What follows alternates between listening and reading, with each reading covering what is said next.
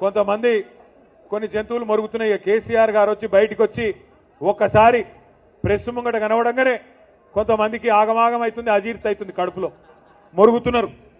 ఎట్లా మాట్లాడుతున్నారో మీరు చూస్తున్నారు.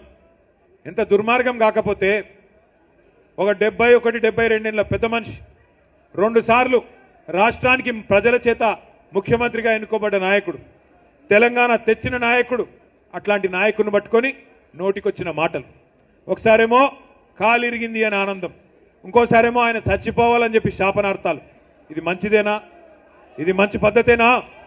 మాకు రావా మాటలు, మాకు రావా బూతులు? రేవంత్ రెడ్డి, నీకు నేను చెప్తున్నా, నీకు ఒకటే భాష వచ్చురా నాయన, నాకు 3 భాషలు వచ్చు. నువ్వు ఒకటే భాషలో బూతులు తిడతావు. నేను అనుకుంటే గట్టిగా అనుకుంటే 3 భాషలలో తిడతా. హిందీలో, ఇంగ్లీష్లో, తెలుగులో తిడతా. నీకు ఒకటే వచ్చు. నేను పక్కా ఉర్దూలో కూడా తిడతా.